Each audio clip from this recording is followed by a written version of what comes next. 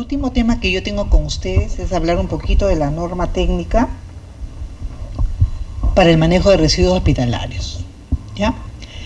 Este fue la resolución ministerial del 2004, ¿no? De una norma técnica que fue muy antigua. Y fíjense que hoy día, gracias a Dios, ya salió la última, ¿no? Del 2018. Esta última que está siendo más específico en el sentido de decir, oiga, estuvo clasificado en 3 tipos, en los infecciosos, en los especiales y en los comunes, ¿no? Ahora están siendo más específicos en esta clasificación y es lo que vamos a ver. ¿Y por qué? Porque tenemos que siempre tratar en lo posible de crear los ambientes biológicamente seguros para prevenir los accidentes. Porque esto que ustedes ven acá, en nuestra campaña de bioseguridad en el año 96, lo hicimos porque este señor fue un trabajador del área de limpieza, no, de la lavandería, perdón, que de la sala de operaciones bajó un material cortopunzante y miren la herida que se hizo, porque estaba clasificando la ropa. Y eso nos valió para hacer la campaña de bioseguridad, porque es terrible. Realmente, si tú no eres responsable en tu área donde tú trabajas, ¿de qué estamos hablando? ¿De qué estamos hablando? Porque fíjense todo lo que podemos eliminar, ¿no? Es increíble la cantidad, es gasas, material con sangre, con excreciones. Todo esto es lo que nosotros en la institución hospitalaria producimos. Pero tenemos que ser conscientes de que hoy día estamos llamados a poder, ¿no? El equipo de salud estar pensando, oye, ¿qué hago? ¿Cómo tengo que hacer? ¿Cuál es mi función? ¿Qué cosa tengo que hacer cuando yo hago un procedimiento? Y ahí está el famoso acondicionamiento, una palabra que se usa, un poco de definición para ver qué es acondicionamiento. En la preparación de los servicios de las áreas del establecimiento de salud con materiales. Claro, mi hospital tiene que tener recipientes, tachos, insumos, bolsas, para la recepción y el depósito de las diversas clases de residuos que generamos y para realizar el acondicionamiento. Si yo no tengo eso, ¿de qué estamos hablando? Yo no puedo tener un tacho rojo sin bolsa roja, porque ese tacho se va a ensuciar y después al final, ¿quién va a limpiar el tacho? No lo limpian. Y de ahí vienen las moscas. Los tachos tienen que tener bolsas. Eso por principio, ¿ok? Eso es acondicionar, que la institución provea de lo necesario para que la gente sepa y se eduque, ¿ok? El almacenamiento primario es el donde se va a almacenar temporalmente los residuos y normalmente es en el sitio donde se genera. Quiere decir, en el servicio hay diversas salas y todas van a tener su acondicionamiento, o sea, que tengas tú tu tacho de bolsa roja y tu tacho de bolsa negra, para que nosotros acondicionemos y tengamos. El almacenamiento intermedio, el piso, todas las áreas comunes tienen sus tachos y ese piso, ese servicio, tiene que tener un sitio donde tacho que se llena, la bolsa se saca, se pone otra y se lleva a un sitio, ¿no? Porque después de ese almacenamiento intermedio va a haber un almacenamiento general, va a haber alguien que recoge la basura. Porque ¿qué haces tú si se llena el tacho? No lo vas a dejar hasta la noche que esté allí. ¿Se dan cuenta? Eso es bien importante.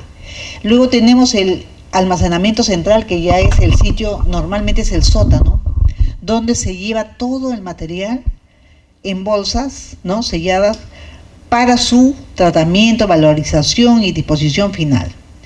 Aprovechar es otra palabra que también se usa mucho ahora en residuos sólidos, donde volver a obtener el beneficio del bien. ¿Y esto que estamos haciendo? Hoy día nos piden que hagamos reciclar. Por ejemplo, hoy día si yo frasco de suero hartos, ya la gente está segregando, separando para venderlos, para que vuelvan a ser usados. Y esos son, ¿no?, los cartones, las botellas de vidrio, que es lo que más se aprovecha. Y esa es la forma como hace. Entonces la institución, casi siempre su CAFAE, en mi hospital era su CAFAE que los vendía y era plata para los trabajadores, ¿no? Entonces, y era cantidades, no tienen idea. Yo decía, wow, qué cosas estarán haciendo ahí, porque es bárbaro, ¿no? Y se hace reciclaje y recupera y reutilización. Otra palabra importante es la caracterización. ¿Qué significa? ¿No? Un procedimiento para determinar la composición de los residuos sólidos, o sea, en base a su clase, al tipo, al peso y al volumen. Por ejemplo, yo tengo que saber el quirófano, qué tipo, tengo que caracterizar los residuos sólidos del quirófano. Tengo que saber diario cuánto peso tiene, cuánto volumen tiene y la clase, qué tipo, cuánto de bolsas rojas, cuánto de bolsas, cuánto cortopunzantes, ¿no? Tiene que saber la persona que gerencia todo este tema, ¿no? Y la categoría del establecimiento de salud, y eso es por la categoría, por ejemplo, un establecimiento de salud, un centro de salud, una posta médica, un hospital nivel 1, 1-1, 1-2, ¿no? Eso ya está establecido y por ende, en esta clasificación o categoría, tú ya sabes cómo tiene que ser tu procedimiento. No va a ser como un hospital, un instituto así tipo el INEM, ¿no? No, se dan cuenta, es diferente. También hay otro que significa celda y celda de seguridad. La celda es la infraestructura ubicada dentro de un relleno, donde se esparcen y compactan. ¿Qué pasa con mi basura, con mi residuo sólido cuando ya se lo lleva el camión? Se lo lleva a un relleno sanitario, donde es posible que utilicen celdas para poner ahí, por clasificación. Los entierran. Pero hay otros que los incineran todo, lo queman.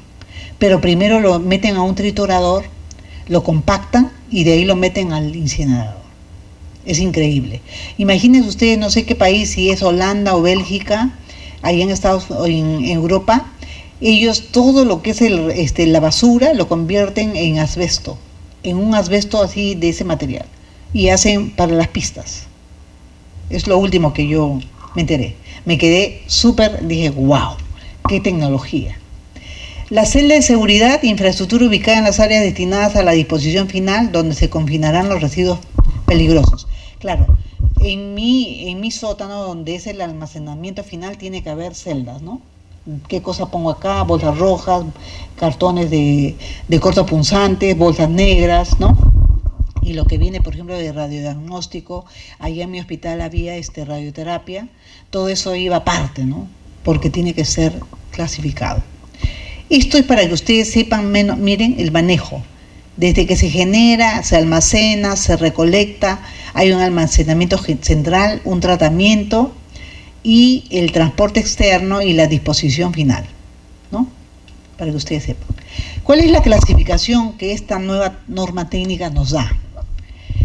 Lo clasifica, miren, en la clase A, los residuos biocontaminados, que esto ya lo conocemos. Pero fíjense, ellos han volcado, y este es el signo del residuo biocontaminado. Y fuera de esto, los residuos biocontaminados, según su origen, pueden ser también el A1 de atención del paciente.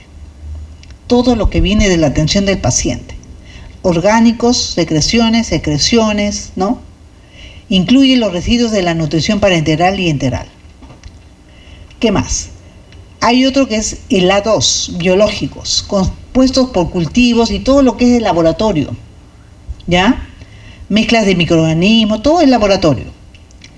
Y el tipo 3, que son bolsas conteniendo sangre humana y hemoderivados. Y aquí, por ejemplo, es todo lo que es este grupo por materiales o bolsas de contenido de sangre humana, suero, análisis, ¿no? Y con plazo de utilización vencida, dice, ¿no? Y que pueden y cualquier otro material que haya tenido contacto con sangre, ¿no? Esto normalmente es el material del laboratorio. Y luego tienes el A4, residuos quirúrgicos y anatomopatológicos, todo lo de patología. El A5 es punzocortantes. El A6 es animales contaminados, porque los hospitales docentes tienen una área de cirugía experimental, donde hacen cirugía en animales, ¿no? Entonces eso también tiene que ir cambiándose. Luego tenemos la clase B, que son los residuos especiales. Y ahí estos están subclasificados por residuos químicos peligrosos B1, ¿ya? Y donde esto es, por ejemplo, de radiodiagnóstico, de quimioterapia, todo lo que es usado para la limpieza en laboratorio y de lo que es también ¿cómo se llama? Y este es el signo, miren, de peligro, ¿ok? Luego tenemos los residuos farmacéuticos, B2, ¿no? Productos que parcialmente utilizados, deteriorados o vencidos, ¿no? Estos son los que van a ir. Y los residuos B3, que es residuos radioactivos también, y este es su signo. Esto más que todo está así de radioterapia, de energía nuclear, ¿no? Materiales que se usan en los exámenes. Y la clase C, recién vienen los residuos comunes. Ahí, como les digo, esta norma técnica nueva ha subespecificado, y esto sí lo tiene que conocer la gente que trabaja en todo lo que es la gestión de los residuos sólidos. Nosotros también tenemos que saber, pero ya la subclasificación no tanto, porque para nosotros se simplifica, porque tú lo tienes con bolsa roja, bolsa negra y bolsa amarilla, por ahí les voy a ser agregado, ¿no? En la clase C, que son residuos comunes, está subdividida en C1, C2, C3. En C1 todo el papel, en C2 todo lo de vidrio, madera, plásticos, y en el C3 restos de preparación de alimentos. Bien complicado, ¿no? Bien, yo no sé por qué han especificado. Es el tema de la segregación, es el tema de ver qué cosa aprovechamos más. Porque, por ejemplo, si es de pura la comida, solamente de comida, obviamente, si yo segrego, esa comida puedo vendérselo pues a los que tienen animales que comen comida, ¿no? Comida sobrante, a los chanchos, a los chanchitos. Entonces, por eso, en las instituciones tiene que haber el Comité de Gestión Integral y Manejo de Residuos Sólidos. Súper importante. Esta debe de estar, pues, miren, debe haber un médico jefe, o sea, el responsable al final es el médico jefe, el gerente, o sea, el administrador o el director del hospital. Ellos tienen que elaborar su diagnóstico basal y tienen que identificar las fuentes principales de generación y las clases de residuos, determinar el promedio de la cantidad, obtener información de aspectos administrativos, sistematizar y analizar, tener como referencia el histórico. Es importante que las instituciones sepan cuántos residuos sólidos generan por los tipos, en lo que se refiere a peso, volumen. Miren, clase de residuo, volumen, peso, todo eso les piden. Y encima tienen fórmulas. ¿Cuánto? Para que sepan cuánto, el promedio al día, la suma de tanta. Tienen harta chamba realmente hoy día. No era tan complicado antes, ¿ah? Ahora está bien complicado. Y en los aspectos administrativos hay toda una modalidad, cómo tiene que ser el flujo. Obviamente tiene que tener la razón social, ¿no? El número de trabajadores, de la limpieza, de cuántos hacen, eso realmente yo lo veo súper específico, súper bueno, porque ya era hora, el anterior era del 2004, imagínense. Y estas son las etapas del manejo de residuos sólidos. Ahí tienes el acondicionamiento del cual hablamos, ¿ya? Acondicionar, cómo tengo que poner, cuáles son las características de los recipientes, ha salido la bolsa, cuántos grosor tiene que tener la bolsa, cuánto tamaño para tal tacho, es increíble. Ya, y si tiene que ser la bolsa de polietileno, especificaciones, todo está escrito en la norma, súper específico. Yo creo que ahí no se les escapó absolutamente nada. Los recipientes rígidos también como tienen que ser, si tienen que ser de plástico, si tienen que ser de cartón, todo ello.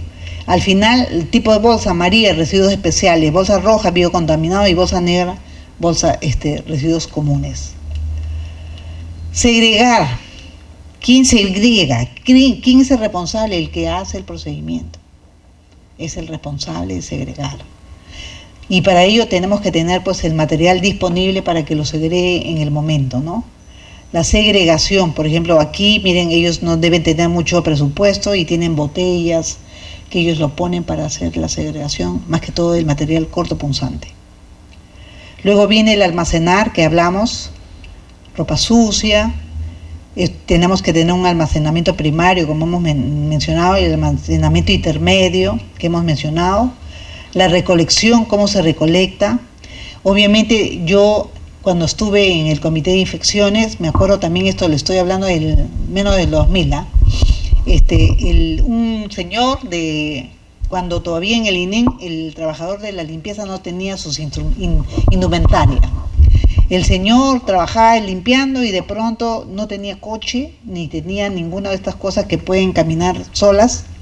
Y el señor agarró una bolsa y la bolsa estaba muy pesada y de pronto la bolsa se la llevó a la espalda, que era mejor ponérselo así, y salió una aguja. Se pinchó en la espalda. Yo les cuento esto porque esto pasó. Entonces, y desde ahí ya les compraron coches, les compraron todo y nunca más pasó nada. Es importante darles todo lo necesario para que ellos se manejen en un entorno que es altamente peligroso. Y el almacenamiento final que debes de tener y cómo la recolección se da, ¿no es cierto? Pesan, es todo un rollo. Y la inspección por las direzas, ¿no? Vienen a inspeccionar cómo estamos. Y es importante crear la cultura de que tienen que tener la responsabilidad. El que hace el procedimiento, el que va a generar residuo sólido, es el responsable de segregar. Y si no tiene muy cerca, va a eliminar una jeringa con aguja, un catéter, y no tiene un tacho, tiene que pedirlo. Y la que está ayudando en el procedimiento tiene que ponerlo más cercano para que esta persona pueda hacer la segregación adecuada. Porque si no, vienen los problemas. El hecho de que haya un accidente cortopunzante es terrible. Esto es, a grandes rasgos, lo que dice la norma técnica. Es bastante largo, pero les he puesto las cosas principales porque hay que conocerlo. Lo principal para que nosotros también sepamos si realmente en mi contexto está pasando esto, no está pasando y qué cosa tengo que corregir.